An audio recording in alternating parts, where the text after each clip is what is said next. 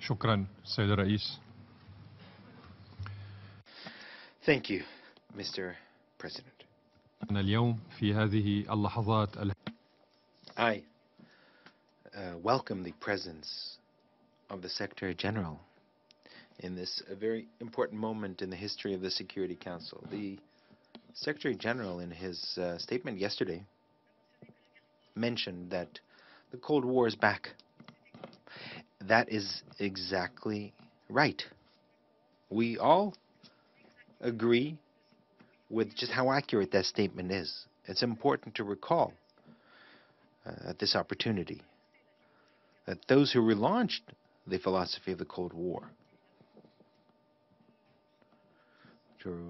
we all, of course, remember that following the collapse of the former USSR,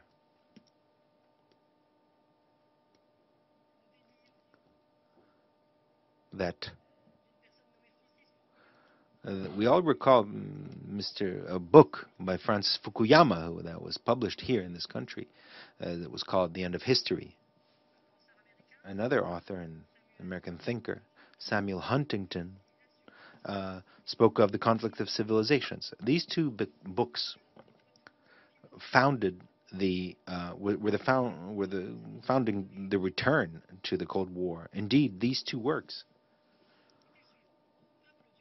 Well, the gist of these two works was as follows: people of the world, follow the way, the path of the United States. Submit yourselves to the will of the United States. If not, we will attack you. My way or the highway, says the speaker, as you say in the United States. That was the return of the Cold War philosophy. Now, lies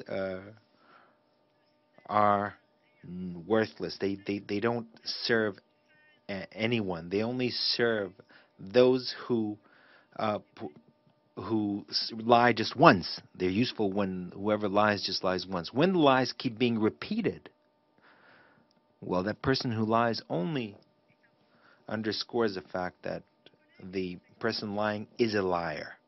My colleague, the distinguished representative of France,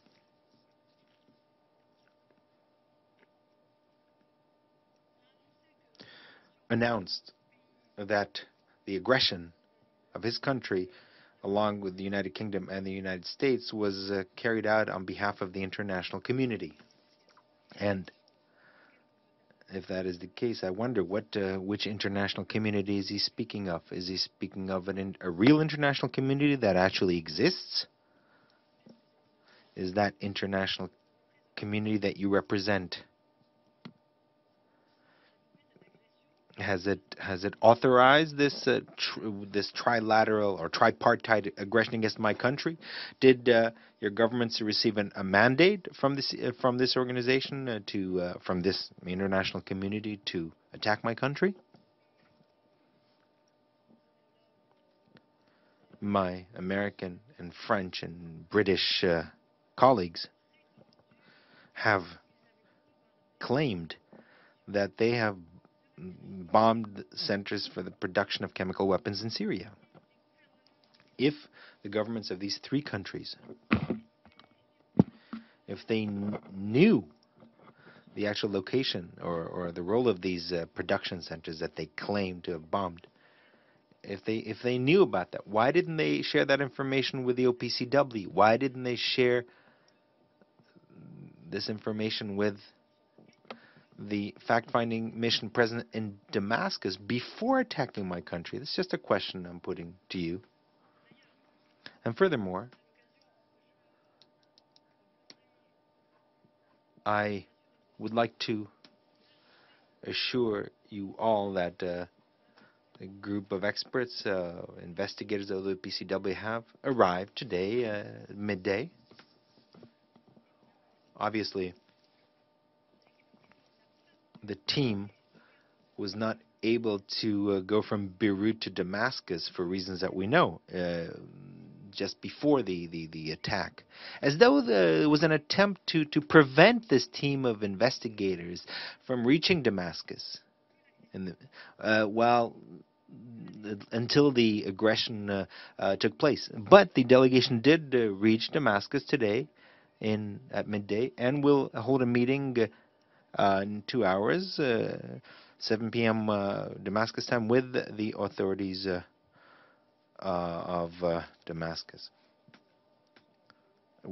And my government will, of course, provide every support to this delegation for it to carry out its mission successfully.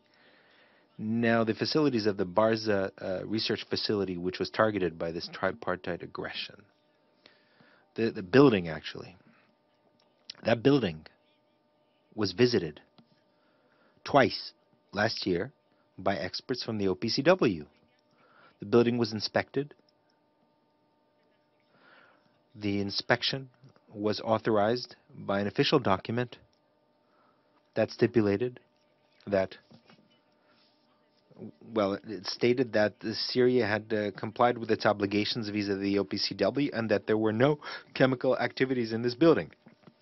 Now, if the experts of the OPCW handed to us an official document which confirmed that this center, the Barza Center, was not used for any type of chemical activity that is in contravention to our obligations vis-à-vis the OPCW, how do you reconcile that with what we've heard this morning? How do you reconcile that with all these accusations and the claims that this aggression was targeted a chemical weapons production center? The colleague from the United States said the time for discussion is over. It was over yesterday. Well, then what are we doing today as diplomats in this Security Council? Our mission here is to speak. It's to explain what happened, to shed light on all the issues. I mean, we're not here to in the Security Council simply to justify an aggression. How can we state that the discussion is over? No, the discussion is continuing here. If the idea is to put an end to aggressions of the discussion, if the idea is to implement the provisions of the Charter and international law, that is why we're here.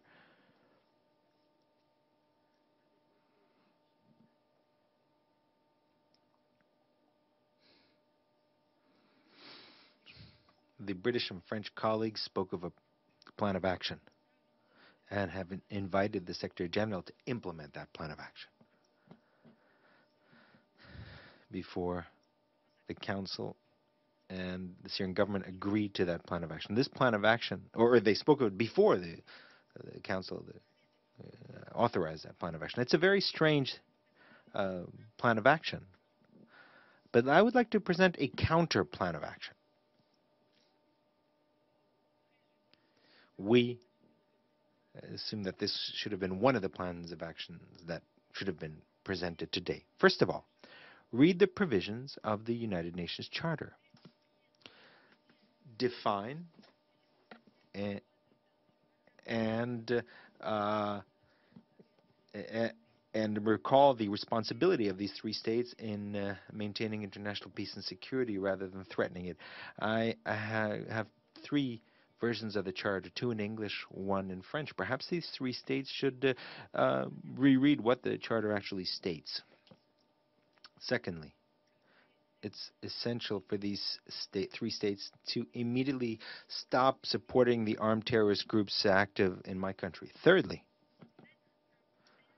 put an end to the lies and to the fabrication of facts to justify the aggression against my country. Fourthly, these three states should realize that after 7 years of a terrorist war that was imposed on my country, a war carried out by these three countries and their agents in the region, their missiles, their planes, their bombs will not weaken our determination to defeat and destroy your terrorists. This will not prevent the Syrian people to decide on their own political future without foreign intervention. And I will repeat this for a time.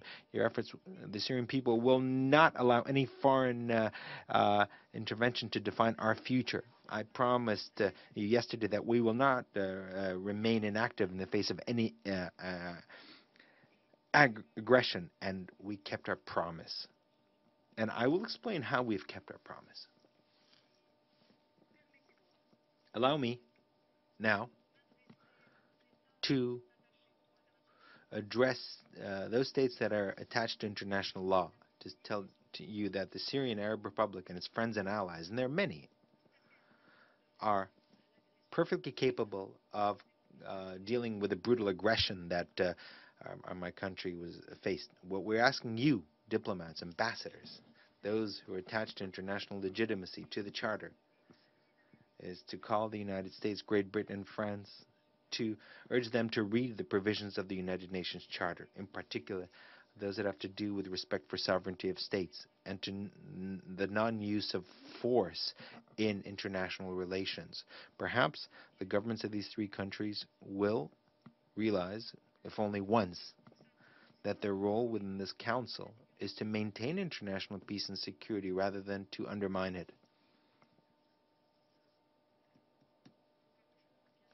And as I just said, I have three examples of the Charter, and I would ask the Secretary to distribute them to the three delegations so that they could maybe enlighten themselves in their, awaken themselves from their ignorance and their tyranny. Mr. President, in flagrant violation of the principles of international law and the UN Charter, the U.S., UK, and France at 3:55 this morning, this Saturday, on the 14th of April, 2018, 3:55 Damascus time, conducted a flagrant violation against the Syrian Arab Republic that, in fact, amounted to 110 missiles being launched against Syria, against Damascus and other targets. 110 missiles. In response to this terrible aggression, the Syrian Arab Republic exercised its legitimate right, in line with Article 51 of the Charter, to defend itself, and we defended ourselves against this abject attack. Syrian air defenses were able to intercept a number of missiles, even though some of them did reach the research center, which was not outside but inside Damascus, and which includes laboratories and classrooms. Luckily, the damage was only material. Some of these modern, charming, smart missiles were intercepted. Those that targeted a military installation near Homs, and 3 civilians were wounded, by the way. These 3 states, of course, prepared the ground for this invasion, or this attack, by making statements saying that their only excuse for preventing the advance of the Syrian army against its opponents was the use of chemical weapons. Indeed, these groups, terrorist groups, in a race against time, managed to present this masquerade of the use of chemical weapons in Duma. They used perjury. They actually showed the site of this claimed attack. And this was the pretext for this aggression, scandalous expression that can only be explained by the fact that the original aggressors, the US, UK, and France, decided to interfere directly in order to revenge the defeat of their proxies in Ghouta. In fact, those who fabricated the masquerade of the chemical attack in Ghouta were arrested, and they admitted on television that this was a fabricated attack. We have a video, if the presidency wishes to see it. Ladies and gentlemen, I'd like to draw your attention to those of you who are attached to international law and to the Charter, that this aggression is another message by these 3 aggressors to the terrorist groups. For these terrorist groups to continue using chemical weapons in the future, for them to continue committing their terrorist crimes, not in Syria, but in other countries. There's no doubt about that. 146 رسالة إلى وجود So 200,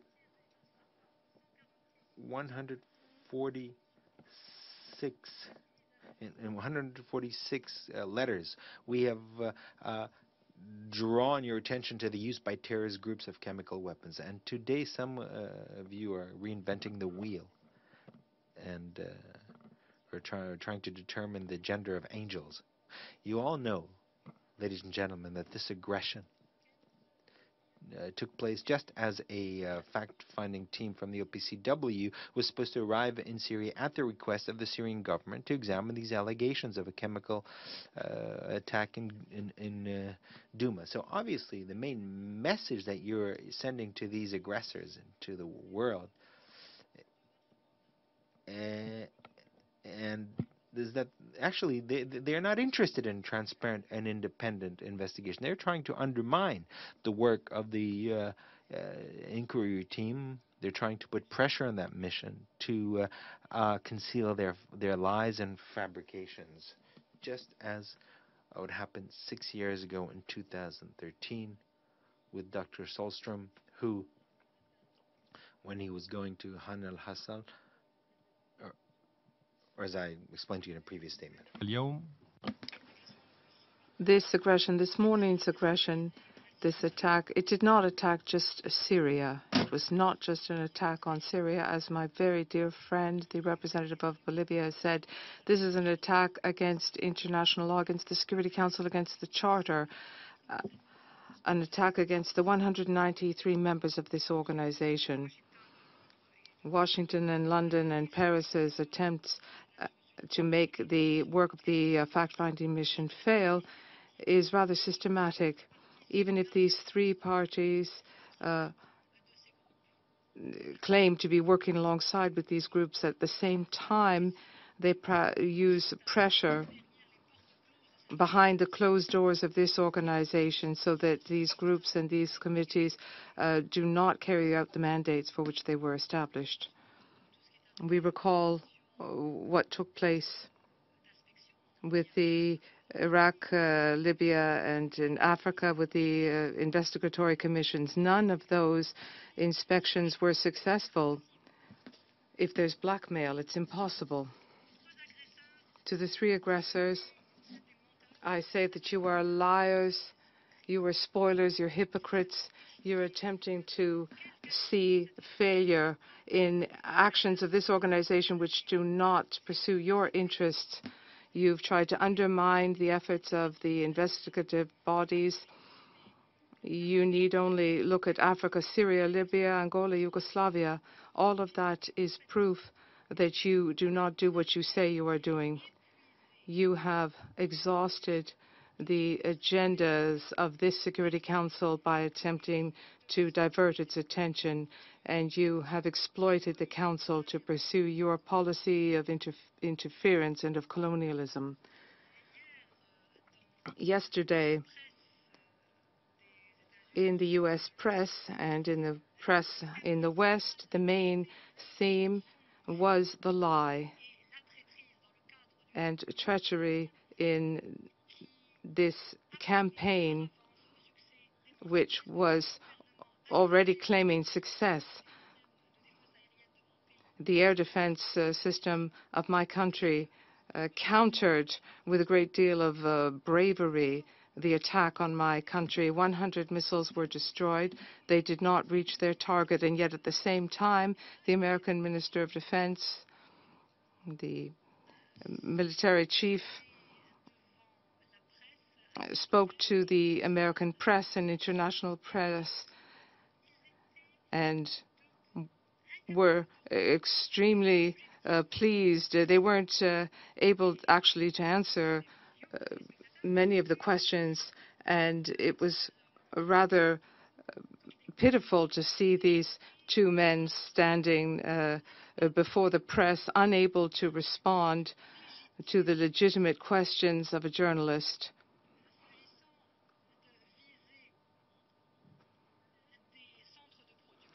in their attempt to target chemical weapons facilities? And was this actually a danger for the civilians if the chemical weapons spread? They were unable to respond to that question.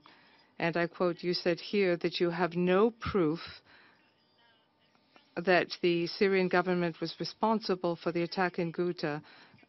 So what happened in the past few hours? What made you change your mind?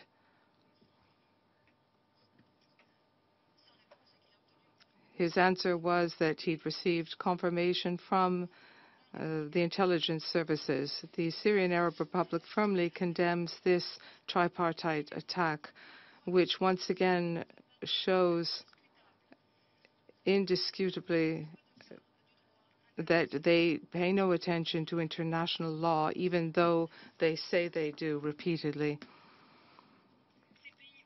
These countries have shown their conviction for the law of the jungle and the law of the strongest at a time when they are permanent members of the Security Council, a body which is entrusted with the maintenance of international peace and security, and to stop any aggression in accordance with international law. Syria is disgusted with the scandalous position of the heads of Qatar, who supported this aggression after they allowed planes to leave from the air bases in Qatar. It is not surprising that the small boys in the Qatari Emirates take that position. They have supported in a variety of ways the terrorist groups such as the Muslim Brotherhood and others to destabilize Arab countries, including Syria. The Syrian Arab Republic is asking the international community, if it does indeed exist. We've heard a new definition of the international community. We demand that the international community and the Security Council condemn this attack, which will only further tension in the region. It is a threat to international peace and security throughout the world.